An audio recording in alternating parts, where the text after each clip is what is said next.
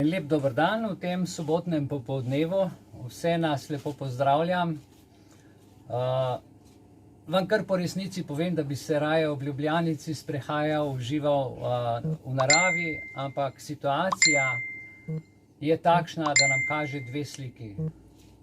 Ena je tista slika, ko na zunaj pogledaš, se približuje jesen, narava daje svoje izdelke, vse je čudovito, krasno, enkratno. Ko hoče človek pa kaj opraviti, kakšno storitev, je to službo, karkoli narediti, se pojavi pa blok na blok.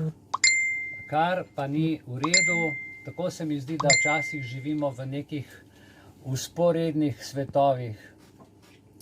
Zdaj, jaz bi najprej, seveda po tem pozdravu, vprašal, ali ste prebrali zapisnik s prejšnje Zoom konference z dne 25.9.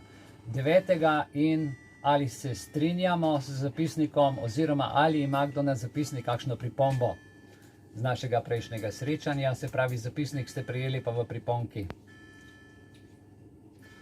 Če se strinjate, rokce gor v Zoomu, lahko kdo da kakšno pripombo, super.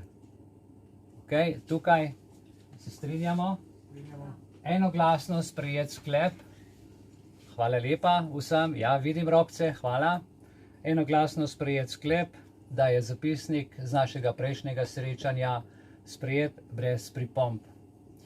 Danes pa bi vam povedal samo eno kratko misel na začetku. Ni pomembno to, v kar gledaš, pomembno je to, kar vidiš. In danes bomo tudi poslušali in upam, da tudi slišali, kajti z nami je spet naš član Rajko, ki nam bo danes podal zelo zanimivo temo in sicer odnos do narave in naravnih danosti.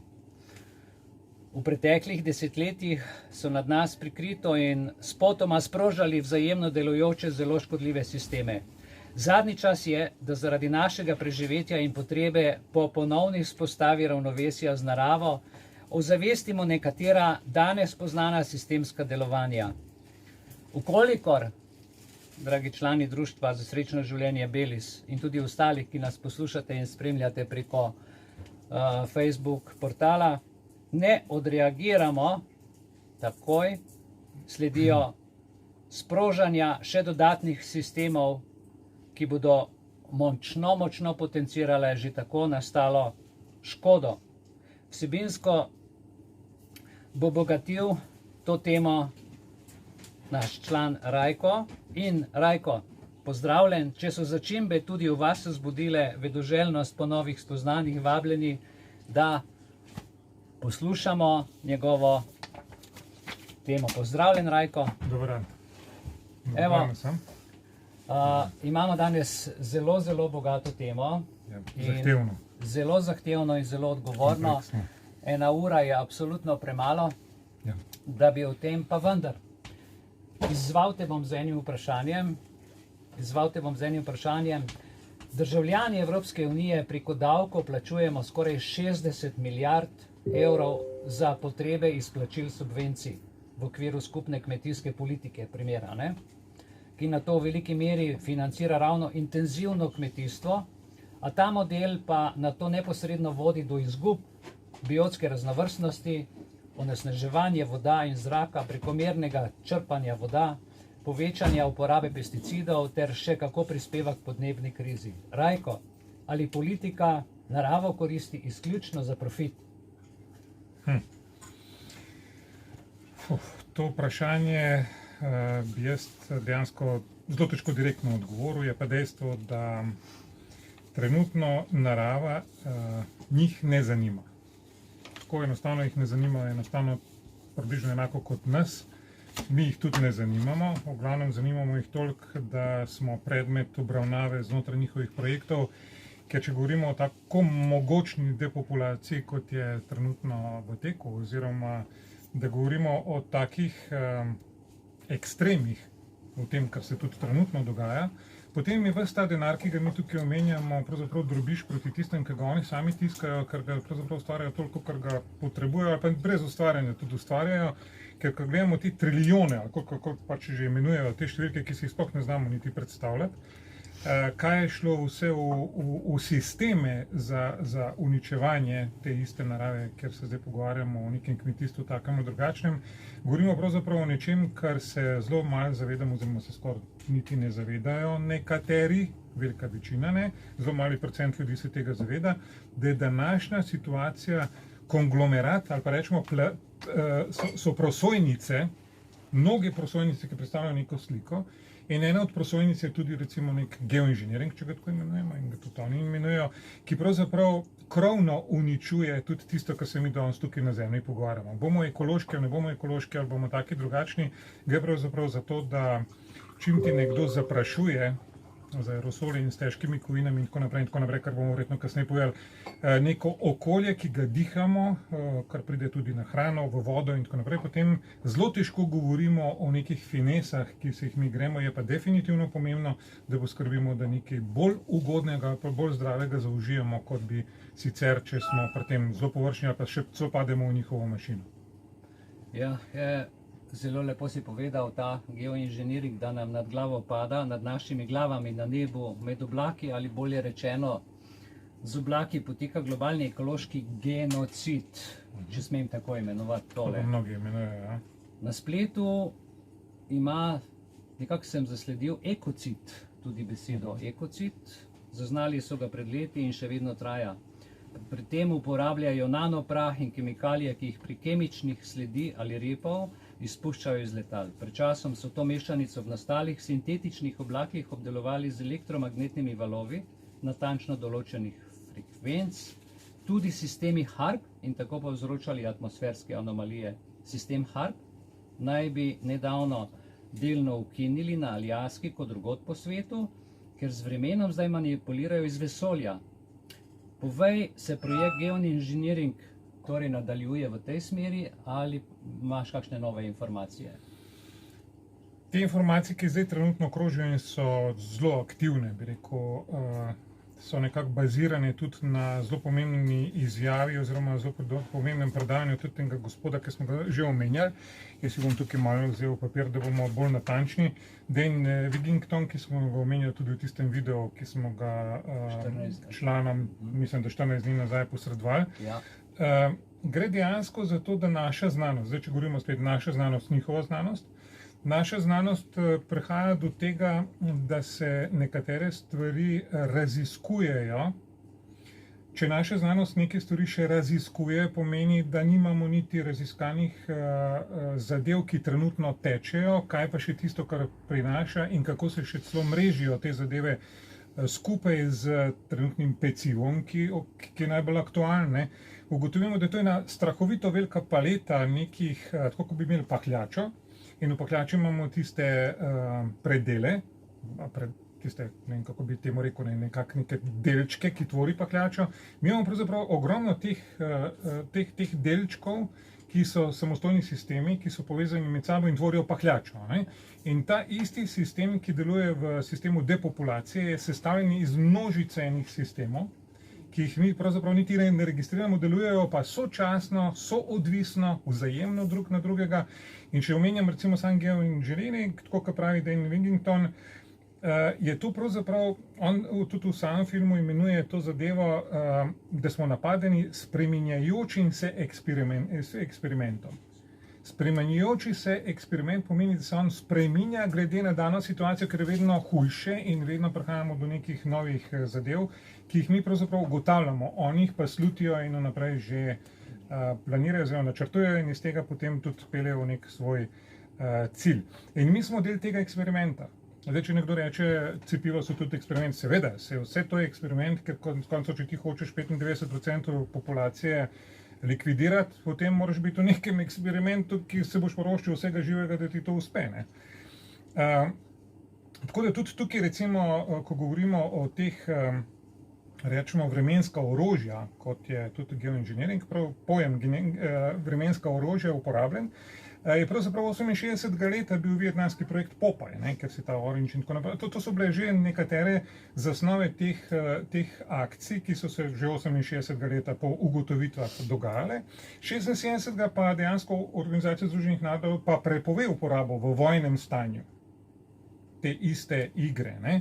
Tako da tukaj se dejansko pridemo do tega, da se spreminjajo te vremenske vreme se spreminja dejansko spuščanjem teh kemikalij in strupov v atmosfero. Nekatere kemikalije in strupi so poznani, nekateri niso. To trdi naša znanost.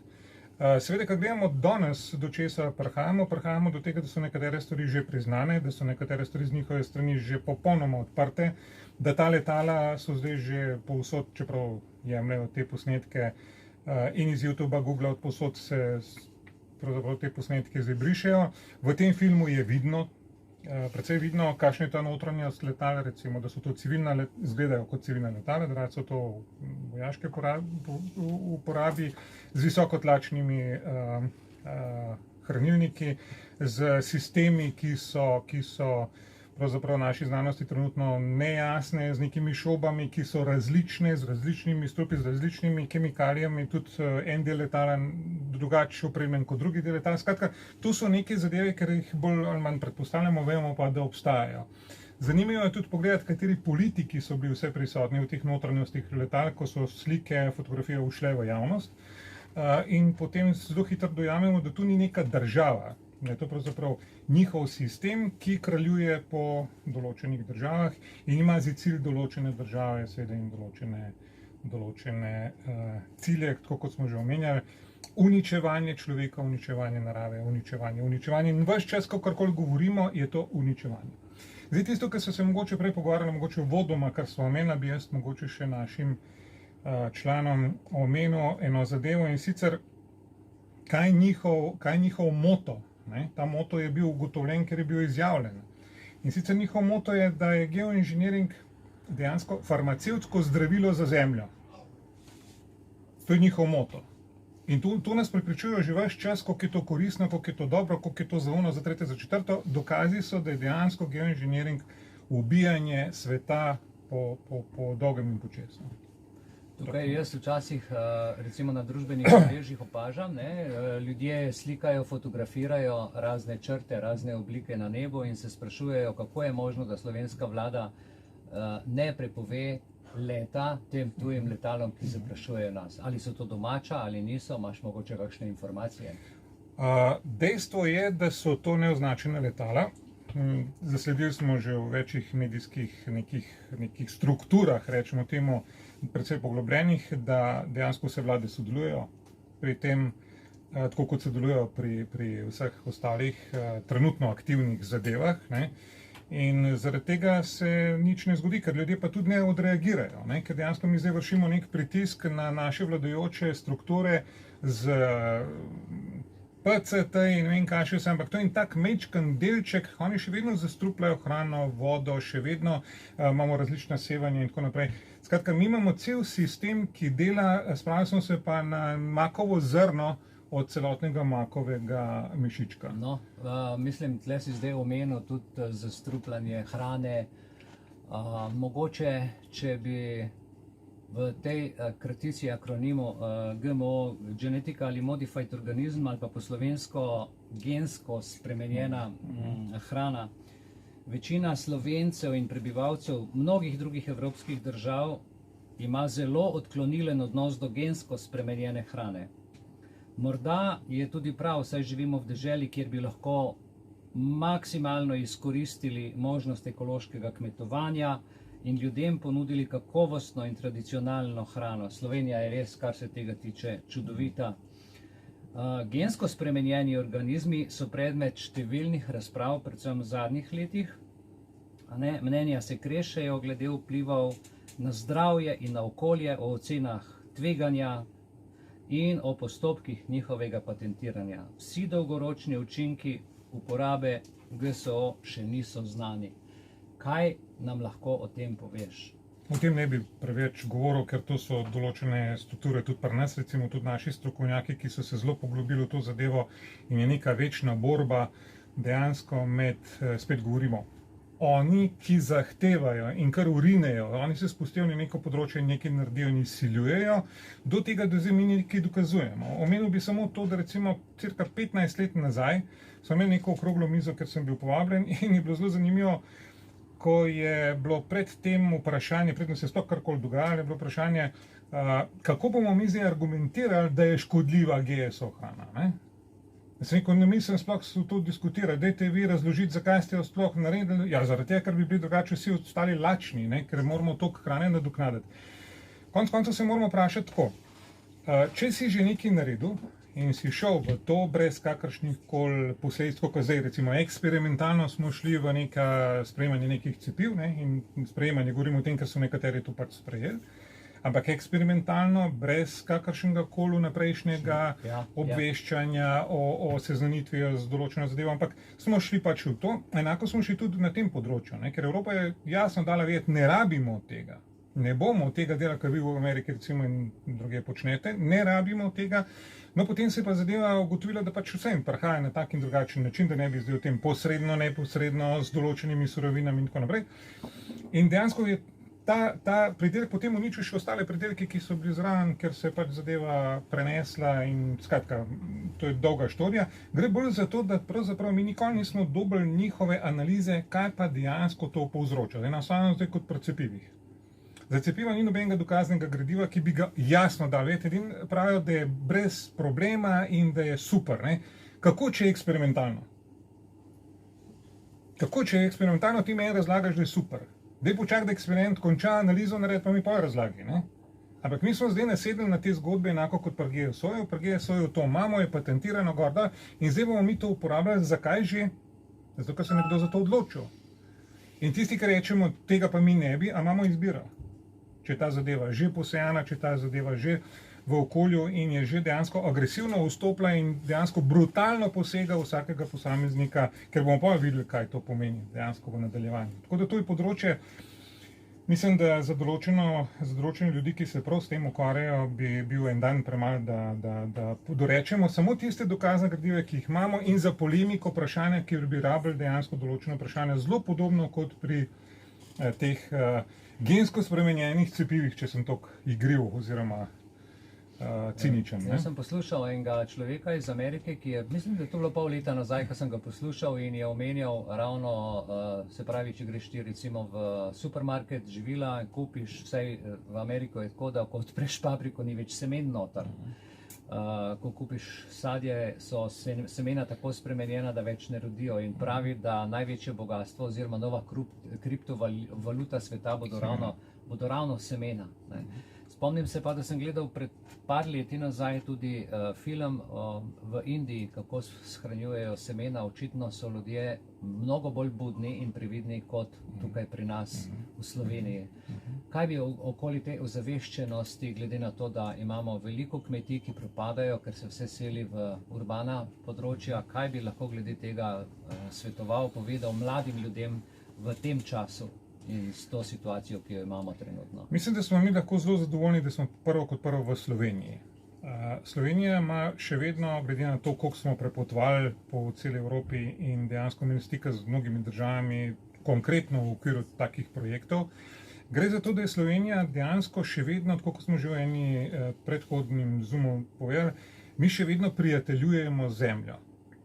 Še vedno je to ostank teh naših prednamcev, ki so nam pustili eno čudovit odnos do zelišč, do svojega vrta, do vsega, kar se tiče nekako na nek način, ne bom rekel, takrat, če ni bilo toliko pomembno, da si ti samozadosten, pa da si samooskrben, ampak šlo je za to, da dejansko prideš do tega, da sam pridelaš, da veš, kaj si uporabil, kakšen seme si uporabil, kako si ga predelal, s čim si ga zalil, da si dobil nek občutek te celostne, tudi terapevtski pomen tega. Ne?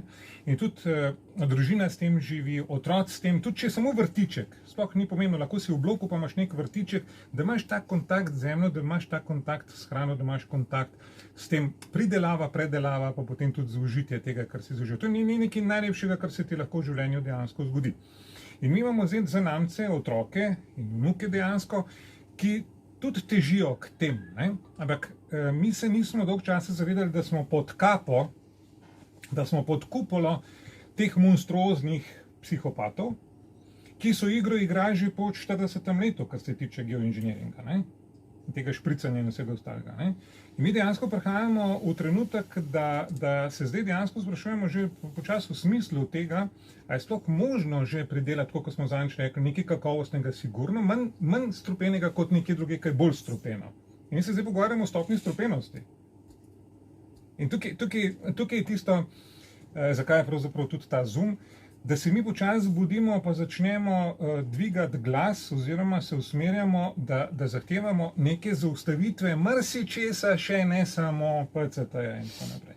Ker nas ne bo, ne? Tudi ta geoinženiring, ki se je tako zdaj speljal v nekaterih sferah, tudi ta metan, ki uhaja, ne? Ker ta gospod, recimo Wigington v svojem videu omenja, da če slučajno ta plast, ki že zdaj strahovito uhaja, to je tista slika, ki si mi omenil na levi strani, uhajanje metana 2013, potem 2014 leta, nenormalno večja količina, ta metan nas bo lahko ugonil, tako da se sploh ne zavedamo tega. Ne? In to so nekatere stvari, ki se jih ne zavedamo. Zakaj se jih ne zavedamo? Ker mediji o tem ne pišejo, ker so vse univerze kontrolirane s tem denarjem, ki ga imajo oni, ker so vse znanstvene institucije kontrolirane s tem denarjem, ki ga imajo oni, ker vse kontrolirajo, ker nobeno znanstveno delo ne more priti ven, da ne gre v njihove roke v verifikacijo. In mi dejansko ne vemo o tem nič. Toliko malo, da tudi ta nič vprašanje, če je n od nič. In mi se moramo pravzaprav izboriti zdaj za to. Tukaj mediji igrajo strahovito pomembno vlogo oziroma strahovito škodo ustvarjajo, ker dejansko še tisto, kar imamo, ni objavljeno. Oziroma to, kar ne vem, če ste spremljali, ampak YouTube je zdaj napovedal brisanje. 130,000 video posnetkov so že brisali, ampak vse, kar je proti agendi, bo brisano. Torej, pol še ne bomo imeli možnost niti komunicirati, niti še to, kar vemo, zdaj ne bo igralo nobene vloge. Se pravi, kaj po tvojem mnenju, biti dober raziskovalnega duha ali v glavnem samo verjeti in poslušati, kje je ta meja, ko se človek vpraša? To, kar so že parkrat omenjala, jaz imam občutek, ne samo jaz, to imamo mnogi zdaj občutek, da bi morala naša stroka, ne, v določenih področjih, kot so dejansko ljudje, ki se z vremenom ukvarjajo, ki se ukvarjajo z okoljem, ki se ukvarjajo s kmetijstvom, ki se ukvarjajo z zemljo, ki se ukvarjajo, ne vem, z vodami. Ta stroka bi zdaj morala počasi povedati, to sem že žargona rekel, počasi morali bi čim prej povedati, kje smo, kaj se trenutno dogaja in koliko je ta zadeva recimo kritična, ker ni samo kritična v Ameriki, pa v Nemčiji, pa na Švedskem recimo to, kar ugotavljajo. Kritična je po celem svetu. Ne? In zdaj, dokler se te ljudje ne dvignejo, da ljudje tem ljudem tudi verjamejo, ker potem pomeni, naša stroka je nekaj povedala. Ker tudi zdaj v tem okvirju, ko govorimo o pecivih, se oglasi zdravnik, pa drugi zdravnik, pa sestra, pa gor, pa dol. In ljudje pridejo zaradi tega, ker ugotovijo, da je to naša stroka. To, da recimo zdaj ne verjameš nekemu novinarju ali nekemu človeku, ki se s tem ukvarja na drugačen način, raziskovalni način, to je druga stvar. Ampak če ti stroka s svojimi znanstvenimi, svojimi raziskavami dokazuje, in to so raziskave, ki trajajo že desetletja, možakar ta dan Wigington razlaga na osnovi 20-letnih izkušenj, cel ta video temelji in tudi z dokazi, ki jih znotraj videa prezentira, je ta zadeva tako presenetljiva, da te v trenutku lahko strah. Kaj sem do zdaj naredil? Se tega niti ne vem. Ne? V enem danem trenutku si čist paraliziran, ker ugotoviš, da je ta svet dejansko ena strahovita kletka, ki je z vseh strani nekje ograjena. Ne? Ampak iz te kletke je treba zdaj dejansko, imamo še čas, ne? Jaz mislim, da ni prepozno, ampak ne dojemamo celote. Ne? Zato je tudi ta Zoom zadnji, ta 6., ki smo rekli, da ga bomo nekako zaokrožili, ravno zaradi tega, ker pokriva čisto vse. Ker če jaz nisem prisoten, da me od sebe dejansko razcepil, ne, pa je to dosegel lahko s trupi, s hrano, z vsemi temi variantami je to ustvaril, da potem lahko krmili z mano oziroma na tak ali drugačen način izkorišča kot čistega sužnja. Ne. Govoriš o krmiljenju s teboj. Ja. Ali bi lahko v tem smislu govorila o transhumanizmu, recimo v smislu transcendence človeka. Transhumanizem pripisuje človeku sposobnost, da preseže samega sebe, da transcendentira svoje sedanje stanje in doseže novo transhumano ali pa posthumano stanje. Kakšno razumevanje transcendence je v ozadju teh trditev? Ali lahko vzpostavimo odnos med takšnim pogledom na preseganje sebe, človeka na eni, in tradicionalnim filozofskim govorom o človekovi transcendenci, ki ga srečamo v klasični metafiziki, kot v modernih postmetafizičnih pristopih na drugi strani? Zato bi se jaz, prav zaradi tega bi se jaz besedi transcendenca izognil, ker sploh ne govorimo o tem. Transcendenco, prehajanje dejansko v neko naddimenzijo, rečemo temu, tukaj tega absolutno ni. Tukaj govorimo o tem, da dejansko želijo na vsak način me ločiti od sebe, od te transcendence lastnega sebe, od tega me hočejo odcepati in me spraviti v samo fizično, razumsko, zemeljsko, blatno, črno strukturo. In v tej strukturi on želi mene kot nadčloveka, ker sem neuporaben, nisem prepočasen, prepočasno razmišljam, prepočasno se gibljem, ne morem delati več kot 6 ur efektivno, on bi rad do 18 ur, to se pravi, narediti nadgradnjo človeka, temu rečemo upgrade. In oni želijo dejansko človeka spraviti v, deva reči, neko nadgradnjo. To se pravi, transcendenco brišemo kot pojem, ampak dejansko to je neka nadgradnja tega humanoida, tega človeka, ki ga ne bo več. Ne? Mi bomo postali, že tako smo sužnji njihovi, ampak zdaj bomo postali dobesedno zelo pridni, učinkoviti, skratka grozljivo. Ko se bere agenda, to človek ne more verjeti, ne? Ampak govorimo o tem, kar piše. In tudi to, kar je zdaj cilj teh peciv, pa vseh teh zadev, ki so trenutno aktivne, so del tega. Ne, ker celoto, ko pogledamo, celoto, ki jo zdaj tudi omenjamo, celota ubija naravo in naravne danosti in znotraj tega ustvarja tisto, kar oni potrebujejo. Ne, to je, kako mi iz konja naredimo delovni stroj. In mi to delamo, mi kot ljudje to počnemo. Počnemo to iz bika, iz krave, iz vsake živali to znamo narediti, ker smo se tega šli. Mogoče zdaj tudi dobivamo nekako po nosu, ker mi vse krojimo tako, kot mi mislimo, da je prav. Ne? In zdaj smo mi tisti, ki smo krojeni, očitno. Transhumanizem in transcendenca, ki sem jo omenil zdaj v prvem vprašanju zate, obe besedi vsebujeta predpono trans. Vendar je njen pomen vsakokrat drugačen, tako kot si omenil. Eno je s človekom povezavi, drugo pa stran od človeka. Robotizacija, avtomatizacija. Ja. In tako da se v bistvu razume predvsem v smislu čez, skozi, trans, nek prehod, tranzicija, ki vsebuje element preoblikovanja, to, kar si zdaj zelo lepo povedal. Sedanji človek je zgolj prehodna forma človeka, ki jo je treba transformirati in izboljšati v smeri novega človeka. Če bi sedanjega človeka opredelili recimo kot 1.0, če gledamo programski jezik, bi cilj transhumanizma predstavljal človeka X.0. Rajko, v kateri fazi se ti zdi, da se nahajamo? V zelo nevarni. Mi se zdaj dejansko nahajamo v toliko nevarni fazi, prvič zaradi tega, ker smo malo prepozni, ker smo dojeli celo zadevo. Drugič, zaradi tega, ker so nekatere zadeve že v procesu, ne da so se začele, so že v procesu, ampak so bile napisane informacije, kot smo takrat rekli, informacija o tem je bila že zdavnej. V 50 letih je bilo to že pisano. Nekateri po svetu skupaj s Francozi, Švicari so že štrajkali takrat proti tem, mi nismo kapirali, zakaj gre. Ne? In ena zmota, ali pa dajmo reči, neka motnja je bila pri tem, da se ta zadeva ni prej zgodila, je ta, da smo mi dejansko nekako iz verjetno njihove nastavitve požrli eno pojmovanje, da smo jih imenovali elita. Zdaj me še danes boli, ko nekdo reče, to je elita, ki vodi svet. Kakšna elita? To so psihopati. Elita so naši znanstveniki, naša stroka, naši glasbeniki. To je elita. Naši umetniki, naš človek, ki zna živeti, ki zna uživati, ki zna ljubiti. To ne more biti elita, to so gnoji oziroma neka težka psihopatska golazen in teh je 4% na svetu, kar pravi tudi Dane Winnington. Ne? In te 4% treba umakniti, da mi lahko zaživimo normalno življenje. Pa teh 4% je vključili še vse naše vodje in vse ostale politike po svetu, ki vodijo svoje države in vodijo to igro. Oni so operativni izvajalci. In mi ne kapiramo dejansko, da mi bomo šli dejansko v neko nadgradnjo, če tega procesa ne bomo prekinili. Oziroma, treba jim je dati palčko med špice, da letijo na gobec. No, po domače rečeno, če bicikl voziš, ti nekdo palco porine, pa letiš direktno na, da ne rečem kam, ne, še enkrat. Ampak dejansko gre za igro ki jo mi nismo dojeli in sploh ne dojamemo, koliko je ta igra resna, koliko je ta igra na tem, da imamo Alzheimerja, da imamo dejansko avtizem, da imamo demenco, nenormalno iz leta v leto zaradi tega. In se ve, da zaradi tega. Zdaj pa farmacija in medicina nas pa preprečujejo popolnoma drugo linijo, ki si rečeš, pa kdo koga zdaj tle.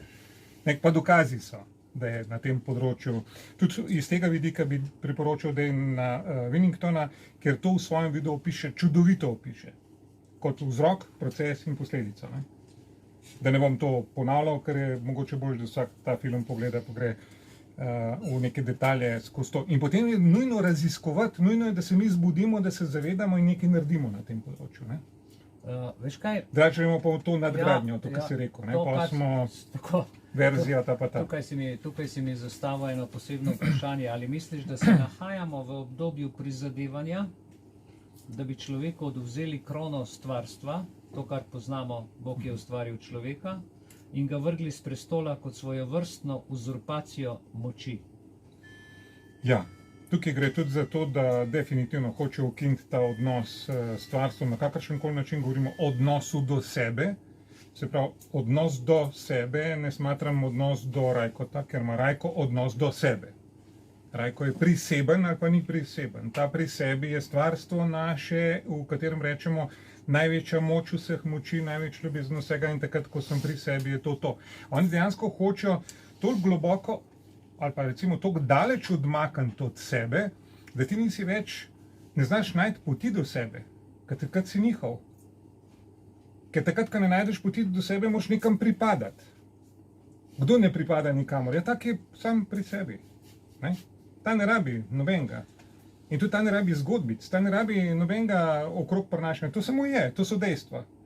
In zavest je, duša je. Samo je. Kakšna je, da bo zdaj nekdo opisoval, je revna, je taka drugačna, ni govora. Ona je, taka kakršna je. Ne? Ali se v tem smislu upravičeno lahko jaz, kot Mihajl, vprašam, zakaj takšna prisila, nuja, prisiljenje v zvezi z cepivi, ki jih niti ne poznamo? Ali misliš, da je to že del poti? Ja, ta prisila je dejansko enaka kot tudi na ostalih področjih, ne? Ker prisila na ostalih področjih, recimo geoinženiringa, harpa, da ne govorimo zdaj še o ostalih zadevah, ki so so pa vse ostalo, kar smo prej našteli. Gre za to, da se hiti tudi zaradi tega, ker kaj pomeni prebujanje zavesti. Ne? Kolektivna zavest. Kolektivna zavest ne pomeni, koliko je izobraženih. Kolektivna zavest pomeni, koliko je prisotnih, koliko je takih, ki seva, ki ima svojo notranjo moč in ki jo ne moreš ustaviti. Ne? Ker kaj se oni bojijo? Oni se bojijo, da ta kolektivna zavest zagori, da ona dobi ta svoj zamah, kjer jo ne moreš ustaviti. To je neoprijemljivo. To se poznajo iz prve svetovne, druge svetovne, iz vseh teh vojn, ki so bile. Ko ti enkrat prideš do tega, da se je kolektivna zavest zbudila, pa ni ga orožja, ni ga nacista, ni ga fašista, ni ga Klausa Schwaba in tako naprej, ki bi to znal ustaviti. In to je tisto, česar se oni dejansko bojijo, da se ta zavestna količina, ta zavestna, ne bom rekel količina, ampak ta zavestna moč, to je nepojmljivo, kaj se zgodi, kako so enkrat to imenovala, če mokro milo, tisto mokro milo klasično primeš in ga stisneš, nekam ga bo odneslo, ne bo ostal, ampak če me že odnese, hočem, da me odnese povesti, ker vem, da me bo odnesel nekam, ampak ne me odnese povesti. Ne bo me odnesel proti svoje vesti, upam, da ne. Delam na tem celo življenje, da me ne odnese proti vesti. Sploh pa v takih zadevah. Marsikero napako naredimo, marsikaj naredimo napačno, zato smo tle, da tudi določene stvari lahko popravimo, ampak da skrbimo, da smo večino življenja nekako usmerjeni z vestjo naprej. Rajko, skozi zgodovino smo se naučili, da družbo mnogokrat ali najpogosteje spreminjajo posamezniki. Z besedo, s toploto, s sevanjem, če že govoriva o sevanju, in razna sevanja nas obdajajo v tem času. Govoril si prej o kolektivni zavesti, o tej lučki, ki se prebuja in ki je pravzaprav nemogoče ustaviti. Gre za energijo, gre za sevanje, gre za življenje. Sevanje v vsakdanjem življenju pomeni nekaj želenega in nujno potrebnega, večkrat pa nam vzbuja tudi neprijetne in bolne občutke, ko govorimo o sevanju. Namreč večinoma pomislimo na sevanje radioaktivnih snovi, mobilnih telefonov, računalniških, televizijskih zaslonov, redko pa pomislimo pri tem prijetnem poležavanju ob kaminu in da smo ravno tako izpostavljeni tudi naslednjim sevanjem, svetlobi, zvoku, toploti. Premalo se zavedamo, da brez sevanja ne bi bilo vesolja, zvezd, planetov. Kaj nam lahko o tem poveš? Na to temo bi lahko govoril, jaz mislim, da bi imel en teden premalo časa, da bi vse povedal, kar moram zapovedati, ampak kaj je tisto, kar se mi zdi počrtano z rdečo? Nihče od nas in tudi teh poslušalcev in članov ne bi bilo, če ne bi imeli toliko energije v sebi, že toliko energije v sebi, čeprav ta energija tudi sem pa tja motena oziroma je vedno v tem stresu, v tej situaciji, ampak vsak od teh ljudi, ki hoče nekaj narediti, sledi tisto, če se imaš, se daš. In zdaj tukaj je tako, če se daš, če se imaš, se daš. Koliko se boš dal? Ja, toliko, kolikor se imaš, ker več se ne moreš dati. In so ljudje, ki dejansko skrbijo za to, za svoje bližnje, zdaj beseda skrb je tudi lahko zelo nevarna. Rad bi rekel, za tiste, ki spoštujejo, dajo prostor človeku, dajo prostor otroku, stojijo ob strani, to so ljudje, ki danes lahko naredijo zelo veliko, ne? In jaz pravim, en človek na 100 000 jih je čist dost. Saj ne rabimo ogromno maso. En človek približno na 100 000 ljudi, ki se dokazuje, da je zadost, da ta kritična masa lahko odreagira, če je ta iskreno sevanje, ki ga zdaj imenujeva. Ampak ta človek je prišel do tega tudi na osnovi glasbe, predvsem kreativnosti, umetnosti, to, kar si prej omenjal. Vse te svetlobe, ki si jih omenjal, so stvar kreativnosti. Kaj je bistvo terapije? Kaj je bistvo, da mene prizemlji oziroma da me spravi k sebi?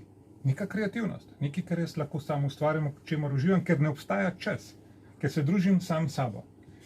In ti ljudje, ki so tudi recimo zdaj z nami, ki nas poslušajo, mnogi so še, rastejo vse več teh ljudi, ki dejansko znotraj sebe znajo vzdrževati tudi tisti minimum, ki ga imajo, da ne bo šel v destrukcijo, da ne bo šel v minus, ampak da bo ta minimum znal vzdrževati in ve, da bo rabil še malo več, na nek način bo hotel še več, da bo lahko imel toliko, da se bo lahko dal.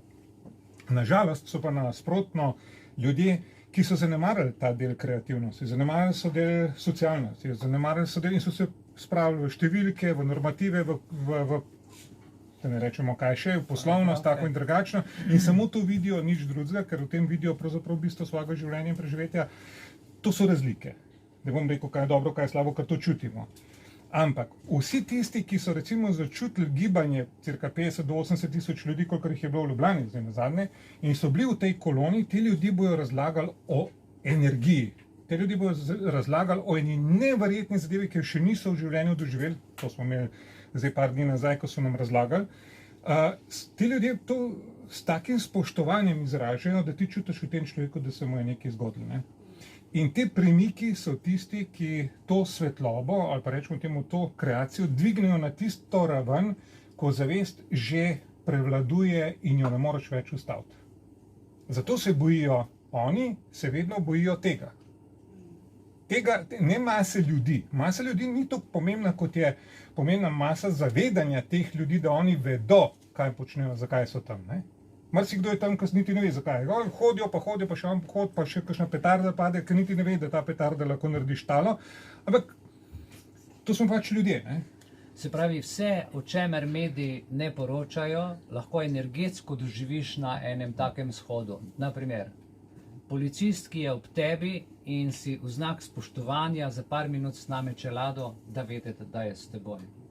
Ko greš po mestu, ljudje z okna pozdravljajo in so zadovoljni.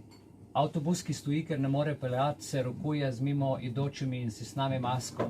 Se pravi, gre za doživetja, ki pravzaprav, če nisi tam, jih ne moreš ne popisati, ne doživeti, ne poročati. In prav skrbijo, mediji prav skrbijo, prvič, da vse to lažno, da je vse napačna informacija, če že nekdo, kot si rekel, snemajo samo tisto petardo z nasilnimi protesti, vse, kar se pa doživlja, kar teh, kakor si rekel, vsi te ljudje doživljajo vsak posebej, v pogovoru o tem, kaj peciva počnejo, kje je kdo izgubil službo, o čemer se ne poroča. Mediji so o teh stvarih tiho. Se pravi, to prebujanje, ta zavest, ta energija, a se ti zdi ta pozitivna energija, ali je to lahko tudi pogubna energija? Vedno je lahko, vedno se lahko obrne tudi v kontro. Mi moramo vedeti, da so mediji njihovi. In ne moramo teh medijev zdaj pričakovati, da bodo naši, ker so njihovi. Oni so jih pokupovali in 20 let že kupujejo vse medije, kupili so jih zaradi tega. Še tisti medij, ki je imel minimalno količino tiskanega materijala, da je imel, ne vem, tiskanih izvodov 1000 komadov, so te medije pokupili. Smo se takrat sprašvali, zakaj to pomeni, da kupujejo vse živo. Seveda danes nam je jasno, da nihče od njihovih medijev ne more napisati ničesar, kar ni v sklopu z njihovo agendo, z njihovimi načrti. Ne? In dejansko oni s tem krmilijo dejansko svojo zgodbo in v tem primeru jih naša zgodba niti ne zanima.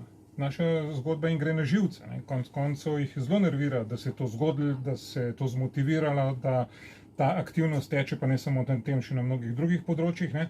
Ampak govorimo zdaj ne o množici, dajmo pozabiti na besedo množica. Tu, če jih bo 200 000, ni toliko, mislim, je pomembno, da je pač 200 000 boljš kot 100 000, ampak gre za energijo, gre za tisto sporočilnost, gre za nekaj, kar je povzetek tega, kar se dogaja. Ne? To se zdaj mora zgoditi, da dejansko mi špice porinemo v gibajoče kolo, ker bojo zdrsnili na tisto, kar smo že rekli. Ne? To se dejansko mora zgoditi in zavest tukaj ne da miru. Ker mi še vedno vemo, nekdo bo rekel, vse se s tem nič ni naredilo. Ne, s tem se je veliko naredilo, ampak ni se pa naredilo toliko, da bi se zdaj kakšna sprememba večja opazila, razen to, da jih je malo panika zagrabila. Ne? Ampak kar je logično. Ne? Zdaj bodo oni imeli protiukrep, ker bo nas panika zagrabila in se bomo spet temu prilagajali. Ampak oni imajo že 10 korakov naprej, da se razume. Menim, da se te zavesti, ki se je prebudila v Sloveniji, več ne da ustaviti. Prejšnji dan sem bral, predvčerajšnjim so se dijaki na eni šoli uprli in to bo zdaj šlo samo naprej, ker se zavest dviguje. Ali lahko, da zamenjava malo temo, a ne, in da sledimo protokolu, kar se tiče pesticidov v Sloveniji, prisotnost ostankov, preverjajo pogosto po trgovinah in tako naprej. 96,2% odvzetih vzorcev hrane je skladnih s slovensko zakonodajo. To je njihova To zgodba. je uradna zgodba, ki jo pojasnjuje najpogosteje dr. Urška Blaznik z Nacionalnega inštituta za javno zdravje. A ne? Pri več kot polovici vzorcev merljivih ostankov teh kemikalij niti ne najdejo, le odstotek je zaradi presežnih vrednosti umaknjen s tržišča. Rajko, meniš, da je v realnem svetu res tako ali da gre za drugačno realnost? Jaz mislim, da gre za drugačno realnost, definitivno. Jaz tako povem svojo zgodbo, ki sem jo včeraj reševal. Včeraj, da ne gremo zdaj v naštevanje vseh tistih izdelkov, ki je bil odpoklican, da ne govorimo koliko nazaj, Dva dolgo jogurta nazaj. in tako naprej, ja. Ampak tega je ogromno. Ne? Zdaj, zakaj gre? Gre pravzaprav za neko spet prikrito igro, ker to so njihovi mediji. Njihovi mediji ne bojo proti sebi pljuvali niti pod razno, tudi te posledice cepljenja in tako naprej. Ko bo to res v javnost pošlo vse, mislim, da bodo številke popolnoma drugačne in tudi to, kar se že zdaj dokazuje, popolnoma drugače. Ampak če se vrnem na temo. Jaz sem pred enim mesecem kupil dve tisti posodci, oziroma dve, kako bi rekel, ne, plastični tisti škatlici ašvagande. Ti dve škatlice ašvagande prihajajo iz Indije, original, ekološko in tako naprej, kupljeno v trgovini, ki jo poznamo že leta in leta, običajno tudi tam kupim, kadar kakšno tako zadevo kupujemo. Je bil preklic tega izdelka par dni nazaj in to z nekim malim naslovom znotraj nekega medija, ker sem to slučajno opazil, ne, in je odpoklic izdelka zato, ker je prisotnost salmonele. Mater, se vprašaš, odkot je zdaj ta salmonela noter prišla? Kakorkoli že salmonela, ne, pogledam serijska številka, pogledam datum, točno ta, iz te šarže. Potelefoniram v trgovino, vprašam, kaj zdaj sledi, ne, ker jaz sem že 3/4 požaril, ne, in se tudi zelo slabo počutil, pa malo driske, pa nisem vedel česa. Ne. Ampak če je bila to salmonela, ne vem, ne, ker doze niso velike, ampak še vedno ne vem. Zdaj, mene zanima, ker piše, da vrneš trgovini oziroma dobavitelju, kaj lahko naredim. Ženska me res nazaj pokliče, kliče dobavitelje in pove, da bojo denar vrnili. Jaz včeraj odidem tja, denar vrnejo, kupam eno drugo ašvagando, in verjamem, da tam pa recimo ni, ne, te salmonele. Ampak Zdaj, to, kar me sprašuješ, je dejansko eno področje, ki je toliko zakomplicirano, da niti ne moramo vsega kontrolirati kot prvo. Iz vseh možnih koncev sveta k nam prihaja vse živo. In če pride do določenih, kar zdaj nakazujejo na to, da bodo določene transportne poti se ukinile, in Kitajska je že, mislim, občuti, kaj so prazne police, oziroma da ni več izdelkov, da določena proizvodnja stoji in tako naprej, od tam prihaja ogromno robe, recimo. Se bomo morali vprašati dejansko, kaj imamo doma in kakšna je pa to kvaliteta. Ne? Da so pesticidi in da je vse to prisotno, je prisotno že toliko desetletij, o tem govorimo že ves čas, da so vzročniki raka in vseh obolenj več ali manj, je to tudi eden od strupov, ki ga vržemo v telo, ki ga zaužijemo. Koliko je pomembno, koliko ni pomembno, več kot 30 let se ukvarjamo s tem in ozaveščamo javnost, ampak se zgodi malo zaradi tega, ker rečemo pošteno, da počasi že nimaš več izbire. Vedno jo boš imel, kmet je boljše kot trgovina, je bližje od vil do vilic. Ne? Če rečemo nek primaren kmet nekje v enem okolju, naš slovenski kmet, to definitivno bistveno boljše kot nekdo, ki prihaja iz Bolivije ali pa ne iz drugega konca sveta, tudi ta transportna pot in vse, kar se že zraven dogaja. Mogoče tudi bolj kontrolabilno, ali ne, ozračje imamo tako, kakršno imamo, vodo tako, kakršno imamo, tudi špricajo nekateri in tako, da imamo to disciplino pač tako, kolikor se kdo počuti, a je usmerjen bolj v profit ali v kvaliteto. In tukaj je dejansko zavest posameznika zdaj tista, kar so že pri odnosu do hrane omenjala, da se sam posameznik odloča, kje bo nabavljal hrano, ko bo poskrbel za sebe. Poudarjam, za sebe. Ker če sebe spoštujem, potem mi ni vseeno, kaj bom vase dal. Definitivno, da ne. Niti kaj bom otroku dal.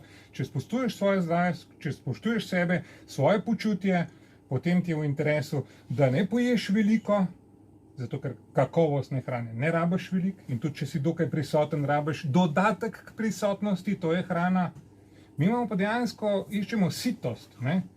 In bolj, ko si odsoten, manj imaš energije in to hočeš nadomestiti s hrano. Ne? In takrat si dejansko avtomatsko v nekem porušenem ravnovesju in stremiš k hrani. Seveda, če ta hrana še nekakovostna, ne bom ti razlagal, kaj se noter, potem te čaka še cel kup drugih posledic, o čemer bo tudi Adriana potem v nadaljevanju govorila. Tole je bogata tema. Zelo, pa široka. Tvoja izkušnja je dobrodošla. Moram reči, da si me zagrel v zvezi s tem, ker vse, kar se človeka posamično dotakne na individualnem navoju in potem iz te prve roke, iz te izkušnje podaš, šteje največ. Veliko je naučenega, veliko je slišanega, pa vendar, ko človek iz prve roke doživi, so stvari povsem drugačne. Tako da hvala ti za to tvojo deljeno izkušnjo. Imava še slabih 10 minut, pa dajva malo reči o izpustih vseh vrst. Kaj se s tem dogaja? Onesnaževanje, izpusti v okolje, koncentracije onesnaževanja, mejne vrednosti, model usode onesnaževanja v okolju, maksimalne dopustne koncentracije, okoljski mediji, točkovni viri onesnaževanja, razpršeni viri onesnaževanja, vplivi na okolje, vplivi na zdravje. Hočeš, da še naštevam? Ne, za 10 minut je dosti. Toksičnost, karcinogenost, mutagenost, celostno preprečevanje in nadzor nad onesnaževanjem, kemizacija okolja in tri pikice. Prosim, na to temo, Rajko. Razre malo zbiram še tukaj, da bom imel malo opornih točk. Ja. Deva tako reči, toliko kot oni onesnažujejo, oziroma ne bom rekel, tako kot oni zastrupljajo in toliko, kolikor oni uničujejo, nihče od nas z nobenim gospodinstvom pa z nobeno firmo, to je vse drobiš. Tako da mi se moramo dejansko zavedati, da je njihov sistem toliko glomazen, toliko brutalen in vsemogočen, da naš razum tega sploh ne more dojeti. Bolj ko berem nekatere stvari, ki so dokazna gradiva naših inštitutov, evropskih in svetovnih, bolj ko beremo določena dokazna gradiva, ki so na meritvah, ki so spremljanje nekaterih stvari, manj ti postaja jasno, ker se začneš zgubljati v tej nemogočnosti, kako sploh še obstajamo, kako je sploh možno, da še živimo. Ne? Zdaj, povedal bi mogoče na to temo, kar si zdaj rekel, neko posledico, ne? Tega njihovega zastrupljevanja. Seveda tudi mi zastrupljamo, ko se peljemo z avti, z notranjim izgorevanjem, vsaka vojna zastruplja s svojimi zadevami. mislim, tukaj je ogromno stvari, ki so prisotne, definitivno. Tudi neke CO2 izpuste in tako naprej. Ampak to je drobiž proti tistem, kar oni ustvarjajo, dobesedno. Tudi recimo metan, ki zdaj uhaja in ki imajo namen, da bo ta umetna ledena plast tenka popustila in da bo metan ušel. To bo tudi, recimo, da ne bom razlagal zdaj v tem filmu, zelo podrobno predstavljeno. Tudi recimo onesnaževanje, recimo na temo UV žarkov. Mogoče bi samo te dve zadeve vrgel, da sploh dojamemo, kje so tiste maksimalne vrednosti, okrog katerih ni ene besede medijsko napisane. Ene besede ni napisane. Recimo leto 2014, to je koliko nazaj? 8 let, drži? 14, ne? Ja, 7. 8, ja. 7 let in to, če gledamo recimo zdaj v nekem zaporedju dogodkov, pridemo do tega, da to ni daleč nazaj, ampak v hitrosti njihovega pospešenega zastrupljanja, pa pridemo do tega, da so te številke danes bistveno drugačne, kot so bile takrat. Jaz bom uporabil tukaj njegovo dokazno gradivo. In sicer on omenja, da je v letu 2014 bilo cirka 400 mrtvih priobalnih con na svetu. Še enkrat, 400 mrtvih con, ki so bile priobalne cone na svetu. Ampak vsaka od teh je približno 10 tisoč milj velika. 10 tisoč kvadratnih milj. Zato je taka cifra, da si komaj predstavljamo. Se pravi, vsaka od njih je 10 tisoč kvadratnih milj velika, jih je pa 400 takih bilo na svetu takrat in so brez kisika, kar pomeni, da tam vse pomre. Temu so takrat uradno rekli mrtve cone. Tudi pomor ribe na svetu, vsega živega planktona in tako naprej. Skratka, podatki, ki so strahoviti. Mislim, če nam je jasno, teh ni manj, teh je zdaj samo še več. Ne? Zdaj, ko pogledate karto, tisti, ki boste si vzeli toliko časa, si ogledajte tisto karto, ki jo je predstavil. To so pike, ki so narisane na karti, tam te kar malce spreleti, ker tega je ogromno. Potem še ena zadeva, recimo, ko je z harpom in z temi ruvanji dejansko atmosfere, ruvanje temu prav cufanju ozračja, ker pravi, da je toliko uničena ta sfera, da je pravzaprav problem med UVA, UVB pa UVC žarki. UVC žarki so tik pred rentgenskimi žarki, ne? In če gledamo recimo UVA žarki, njih je cirka 95% na Zemlji. UVB žarkov bi morali biti cirka 5%, so zelo nevarni, ne? UVB. Te so cirka do 50 km nad Zemljo. Ne? UVB žarki njih bi morali biti 5%, zdaj pa podatek. Zdaj takrat jih je bilo leta 2014 60%. To se pravi, ne 5% UVB, ampak 60 leta 2014. To je podatek, ki te vrže, ki te sezuje. Ne? Mislim, to je... In seveda zaradi tega in tudi zaradi tega, ker je povečan UVC, prisotnost žarkov je po Ameriki, recimo po določenih delih sveta, so drevesa brez ljubja, brez listja, mislim, tako opustošeno, kot da bi bili požari na teh področjih. Ne? Tako da, če pogledamo ta način onesnaževanja in te zgodbe, pridemo do tega, da pravzaprav je to, ti izpusti so prisotni, definitivno, ampak to, kar oni počnejo s tem in kar oni dejansko provocirajo, je pa enormno, enormno. Torej, to so psihopati, ki se jih ne da niti ustaviti, in tudi dejansko njihov moto je to, eugeniki, ne? To je temelj globalistov. Eugeniki so temelj globalistov. Zdaj, kakšno je to onesnaževanje, če rečemo, ne? In tukaj se zelo težko pogovarjamo, oni bi zelo radi, da se mi pogovarjamo o teh onesnaževanjih, ki so jim jih prodali kot pomembne. Ne? To, kar mi zdaj tudi nekaj obdavčimo, pa se igramo na CO2, ne vem kaj še. To so drobne zadeve proti tem, kar oni dejansko počnejo. In s tem nam dajo kost za glodanje, da mi nimamo časa oziroma nimamo energije, niti da bi gledali, kaj se dejansko v ozadju počne. Pa to je vse zapisano. To je vse zapisano. Ja. Recimo v Sloveniji se ubadamo, v glavnem je izpusti toplogrednih plinov iz prometa. Od leta 2012 so se povečali za 185% glede na leto 1986. Ne? Tudi v EU izpusti toplogrednih plinov iz prometa močno presegajo rast. In v Sloveniji so se tako med leti 1986 in 2019 skoraj potrojili. Zdaj, Računsko sodišče v Sloveniji, to je zanimiv podatek, vsaj zame je bil, ko sem malo zadeve raziskoval, je s ciljem izreka mnenja o uspešnosti Republike Slovenije pri doseganju ciljev na področju zmanjševanja izpustov toplogrednih plinov izvedlo revizijo Vlade Republike Slovenije. To so bili vključeni Ministrstvo za okolje in prostor, infrastrukturo, Ministrstvo za kmetijstvo, gozdarstvo, prehrano in tako naprej v obdobju 1.1.13 do 31.12.19. Po mnenju Računskega sodišča Slovenija pri doseganju na področju zmanjševanja izpustov toplogrednih plinov delno uspešna. Kakšno je tvoje mnenje glede tega državnega prizadevanja samo na tem področju, da ne govorimo o vsem, kar si povedal, ker sploh ne poznamo? Jaz osebno moram reči, da ne verjamem ničemur več, kar je predstavljeno z naše strani, naših ministrstv. Osebno jaz ne verjamem ničemur več. Sploh ni šans, da bi verjel. Ne napišejo, kaj se dejansko na agendi dogaja, pa kaj s temi špricanji, pa kaj je dejansko, kjer snovi so noter, pa ne opišejo njihovo onesnaževanje, pa koliko je to po planu, pa koliko je to proti človeku ali za človeka, pa ne se s tem malo ukvarjajo, s tem se ne bojo ukvarjati. To je enako kot mi zdaj, ko zahtevamo, dajte nam pravno podlago za to, kar se trenutno dogaja, je ni.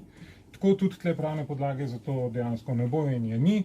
In potem nas futrajo z raznimi podatki, da malo verjamem in da so svet malo razočarani pa malo nagrajeni, tako kot da bi se z enim malim otrokom igral, ko pojma nima, zakaj gre. Ne? In tega dejansko to ne bo šlo več. Ne? To mislim, da tudi naš narod ne bo več kar tako prebavil, ker je to že zelo težko prebavljati. Ne? Vse, kar sva danes povedala, na nek način so onesnaževala. No, ena zadeva, mogoče še pri tem, to sem hotel prej še povedati, ena zadeva samo še ta, recimo, koliko je planktona bilo uničenega leta 2014, kar je tudi v tem videu, zakaj je zdaj plankton pomemben, zaradi tega, ker pravi, da plankton proizvede 50 do 60% naše zaloge kisika. 50 do 60% zaloge kisika ustvarja plankton, ki je pa leta 2014 prepolovljen, za 50% ga je bilo manj kot leta prej. Leta 2014, danes je to še hujše, ne? Če ni planktona, ni rib, prehrambena veriga se strga in tako naprej, isto čebele. Ne? On pravi, da je šel med čebelarje, da je šel v te združenja in povsod. Oni še vedno mislijo, da od pesticidov po tega čebele umirajo. In jih je vprašal, kako to, da tisoče kilometrov stran od vsega špricanja v džungli, pa ne vem kje še vse nekih pragozdravih in druge, tudi umirajo. Umirajo zaradi geoinženiringa, ne? Zaradi frekvenc, zaradi špricanja, in to noben ne verjame. Ne? Ker večina verjamejo spet tem vladnim odlokom, nebulozam, in smo dejansko spet v zaključenem krogu, mediji pa o tem ne pišejo. To tudi v filmu fenomenalno razloži, tudi razloži, kako se je z enim glavnim človekom, z geoinženiringom, Američanom pogovarjal v studiu, ga je sprašal na določene teze, ker sta hotela razsvetliti nekatere stvari, možakar mu je vsakeč znova povedal, da se to ne dogaja, da se to dogaja, da ne, to se ne dogaja, in to gledamo danes popolnoma identično zgodbo na vseh ostalih področjih. Rajko, ker se nama čas izteka, še zadnje vprašanje. Glede na vse, kar sva danes povedala, se pravi odnos do narave in naravnih danosti, od začetka se pravi, kako narava se koristi za profit. Potem sva se dotaknila geoinženiringa, harpa, GSO, transhumanizma, sevanj, pesticidov, izpustov vseh vrst. Glede na to, da smo zdaj v tej dobi teh odlokov in vsega tega, kako pravo vpliva na vse, kar sva danes povedala? Ja, zelo komplicirano vprašanje, mislim, ker je zelo težko. Se zavedam, kaj sem vprašal. Ampak izhodišče za ta odgovor bi jaz še vedno imel v dejstvu, da mi nimamo več države, ne? Da smo korporacija DO. Če smo korporacija DO, potem smo že v igri, ki jo zelo težko prekinemo. Pogodbena razmerja. Kako tudi, da imamo ustavo še veljavno in še nekatere stvari veljavne, verjetno je to ostalo še od ne vem kje, ampak če smo DO, potem vprašanje, če je to še veljavno, ne? Ker inštrument, mislim, če gledamo ustavo, je inštrument države, drži, sodstvo in tako naprej ima neko funkcijo, ko imaš ti državo, ko smo mi pripadajoči državi. Ne? Mi pa dejansko zdaj pripadamo, tako kot eni sužnji, pripadamo nekomu tam nekje, ne? Ki z nami krmili.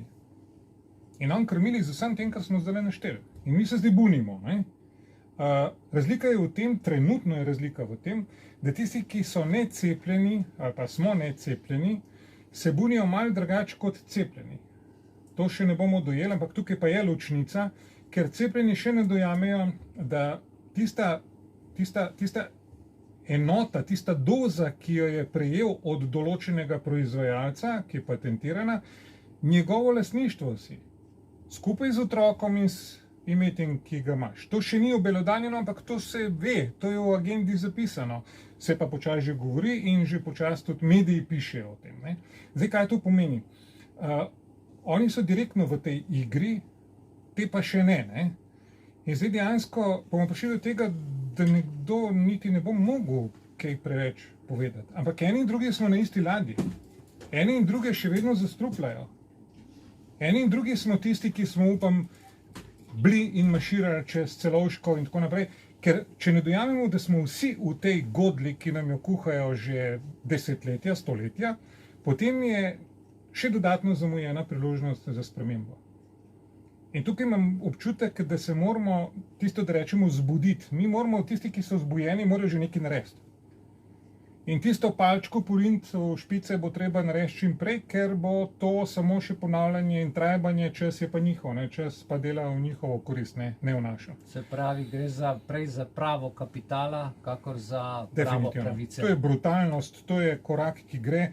Mi danes vidimo, da ni nobene komunikacije, sem pa tja se še nek odziv od Ustavnega sodišča in ostalih dobi, ampak za koliko časa ne vemo.